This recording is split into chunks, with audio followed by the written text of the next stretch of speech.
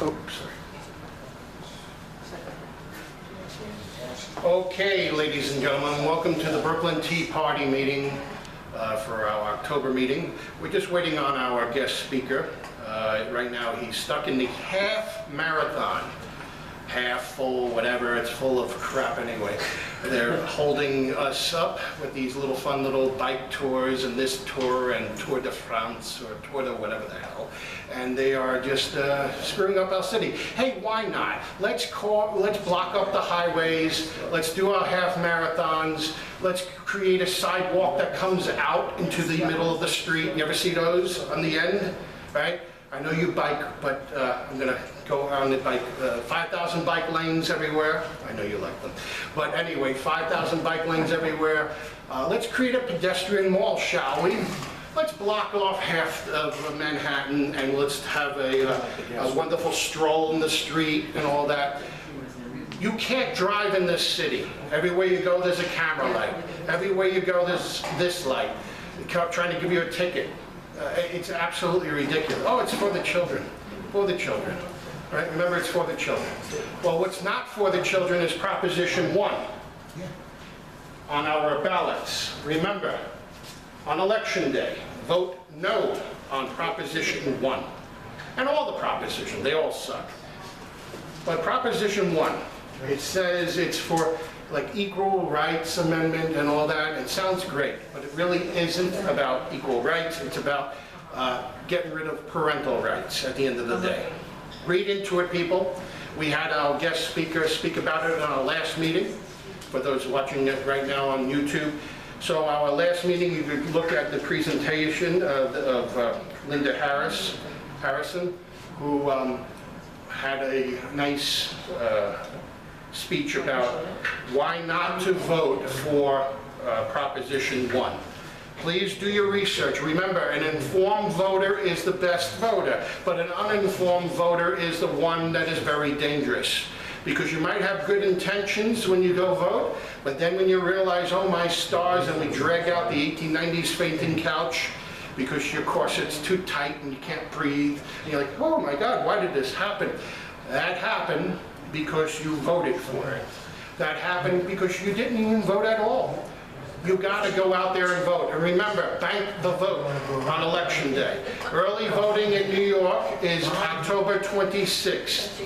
So on October 26th, early vote. Okay, so it's important that we do that. What happens if, God forbid, Kamala Harris becomes our president? Oh God. Why are you clapping? I thought you said she's gonna die. No. I said, what happens if she becomes our president? She will. Okay, we'll have a lot more clapping, I'm sure, in New York City from the good libs, but hopefully there'll be a lot more cheers in the street when she loses. But if she does win, if the Twilight Zone happens, what happens is they're going to pack the Supreme Court. They're going to get rid of the filibuster. They're going to pack the court. If they control the Senate, of course, they need that key. But once they do that, if they control all these apparatus, they're going to make Washington, D.C., Puerto Rico a state. They will gain 4 new senators, which will make them in control of the Senate, basically virtually forever. They will change the game. A threat to democracy Donald Trump is? I think not. He's a threat to communism. Okay? People got to wake up. People got to wake the heck up. Because at the end of the day, he's a threat to communism. Puerto Rico gets every Commonwealth, and they get every single. No, I understand that, They but don't even have to pay certain taxes because they're not a state. right. But if they become a state, They get. they will have 2 Democrat senators, I got that. and we don't need that because we know what that's going to be. We're going to have communism. God bless you. We're going to have communism, and we can't say God bless you after that. Because then they'll say that's against the law. Washington, D.C. Right. And Washington, D.C., the District of Columbia, the District of Communism, more like it. So the District of Communism will be what will be, because we're going to have a lot of problems. But we're going to have a lot of word salads, at least, right? The significance of time, the significance of whatever, and We'll have a lot of cackling, right? That's gonna be fun. You're gonna be sick. We don't Oh, right now. see, just imagine hearing that squeaky voice every morning Yeah. on the news. But God forbid. But what I'm saying is that you have to bank your vote. You gotta get out there and vote, everyone, early. Vote early. Bring a friend to the voting machine. And because at the end of the day, we are in trouble. So I want to hear from the audience now. Donna, I want to hear from the audience right now. What your concerns are coming as we move closer to this election. So if anyone has any questions about concerns that you feel, yes, go ahead. Okay, first of all, early voting is important. Right. That's what happened with Zeldin. Yes. Maybe even one, who Yeah. knows? But I know I got texts and WhatsApp that day that, you know, the people who went to vote, you know, there were problems with it, you know, blah, Right. blah, blah, blah. So we know early voting is like a must. Yes. Yeah, I'm concerned when Trump wins, because he will. All right, so, Yeah, the city will be, chaos is like No, it's a not. nice word. And it'll be hell, all hell will break loose. well, I kind of want, if they're going to do that, let it be on our end. So let's win. If it's going to be hell, Why so be it. hasn't, No, why I said- hasn't Yeah. our Republican Congress yet still created, you know, there was like 1,200 voters that were taken off the Georgia ballot because they were not citizens. Right. Not registered, not citizens. Right. Why can't we fix the system that one, you have to show ID? Yeah, you should. And two, all these machines, every election I've gone to, and I'm 60 years old, I've been voting for 42 years. Every single election, there's always some place that has machines that are broken, something Yes. is down. Why, I mean, you come to my office and I'm like that less than an hour, I'm out of business. Right. Why can't we fix the great American that has spent, that owes $37 trillion? Let's take $1 trillion instead of spending $90 trillion on the green thing. Why haven't we fixed that system? I agree. Well, the reason why we haven't fixed that system is because the powers that be want it that way. Because if they didn't want it that way, it would be fixed. And I was just mentioning before we were filming this about, I've mentioned it in the prior meetings, about New York State, or especially New York City. It's an honor system when you register to vote in Brooklyn or in New York or wherever the heck you are. When you say, I am a U.S. citizen on your voter registration form, you click, I am a U.S. citizen.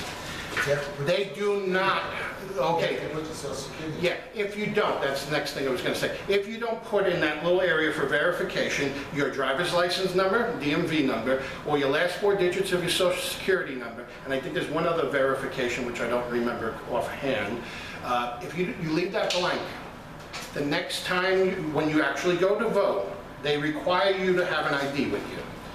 Well, if you're an illegal alien, you get a New York State identification card, right? So you have a New York State identification card, you go vote, yeah, ID please, sure. I'm George Smith, here it is.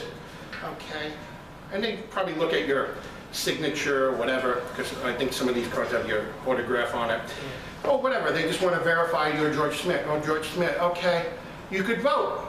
Next time you go vote, no ID required. It's the first time when you don't put those last 4 digits of your social. It's all an honor system. I remember, because I've asked that question, I used to know the Board of Elections clerk, and he said it's an honor system. They don't verify it. The federal government doesn't get involved. This is a law that needs to be. We can't have it. That's why they're flooding our gates. I was mentioning why New York State has what we have spread about. They opened the gates because New York State, for example, and other places they're doing it, of course, but New York State especially is the reason why we control Congress. All they have to do is flood these little districts with what have you and register them to vote and make sure they come out and vote. And a couple thousand here or there swings a congressional race very easily, and they know what they're doing. These people are devious. The Democrat Party is very devious, and they know what they're doing. And they're very good at it. They know these street bully tactics. They're street warriors. They know how to fight in the streets. We don't. We're more like let's have some wine and cheese soirees, everyone, as we are on the deck of the Titanic. And as the band is playing, and we're like, no, I don't want to go on the lifeboat. Okay? And then you're just going to die, right? But the point is, we gotta learn how to fight. You know, not violently, but learn how to fight and play the game. Okay. We gotta fight and play the game because at the end of the day, our country's at stake. Our freedoms are at stake. We will turn communist. We'll be like Venezuela, as Donald Trump says, on steroids for a reason. Because we are in trouble here, guys and girls. We are in trouble with what is happening in our country. And this is our last stand. It's very important. This, I know every election's the last stand, right? It sounds like it's just like every election, the mayor is horrible, right? Every time the mayor's bad and bad, and it keeps getting bad. Speaking of mayors, right? We have our Mayor Adams, Oi. right? Every moment there's a new scandal, new police commissioner of the week. I'm gonna put in for it. How long was he in there? I don't know, maybe I'll be the police commissioner. I am an auxiliary police sergeant also with the NYPD for 29 and a half years. Might as well, maybe, hey, I'm putting in my application, I would like to be police commissioner. Okay, so, for example, but, you know, everyone's, oh, Adams resign.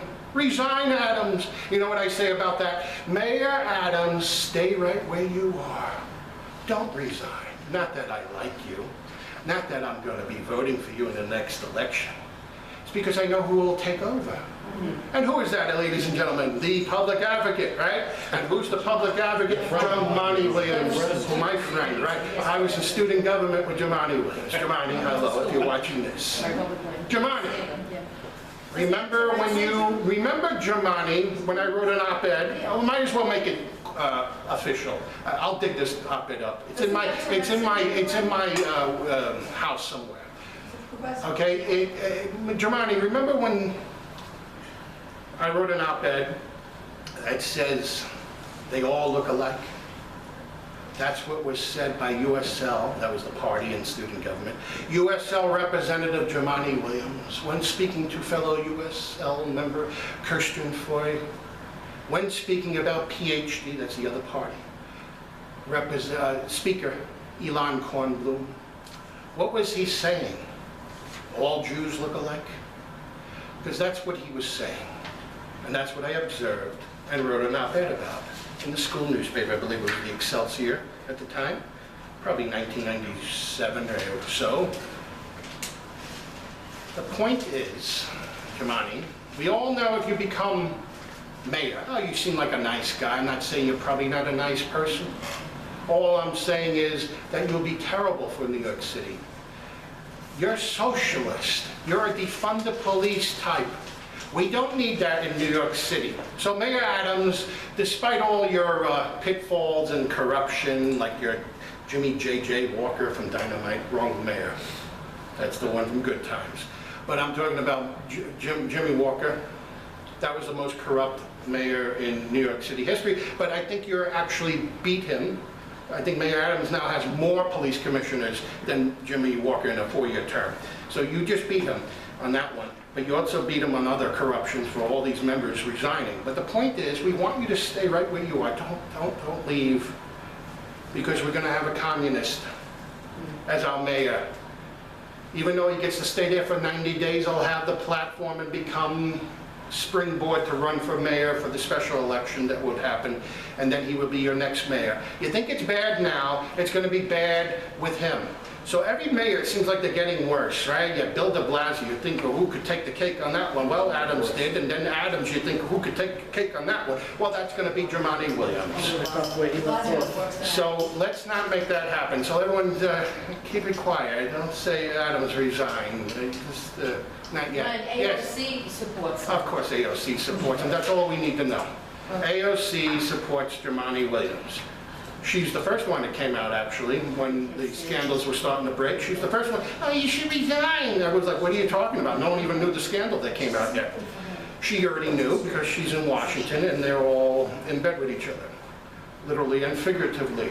So we need to be cognizant of what is coming.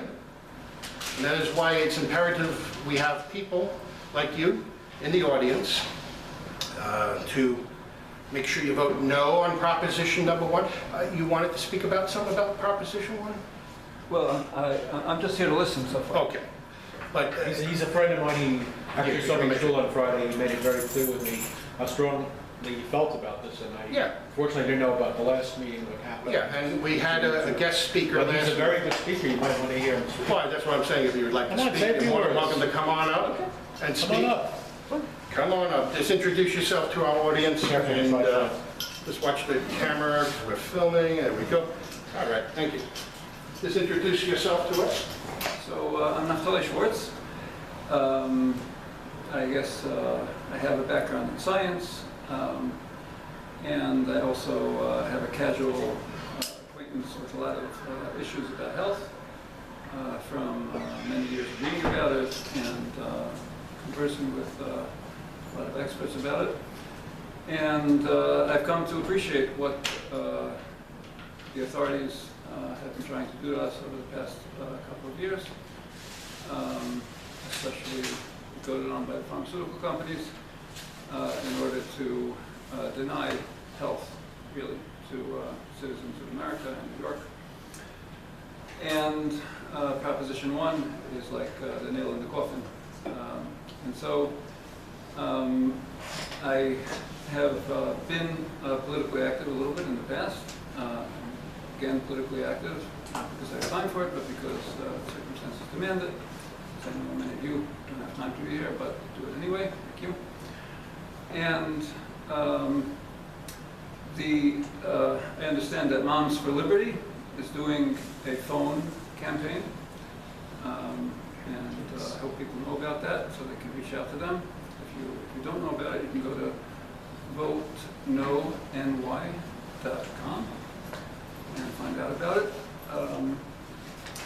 And it's very important to work in a way that will be effective, since the time is very short. And it's great that we have political meetings where people are aware of Proposition 1 and what it implies.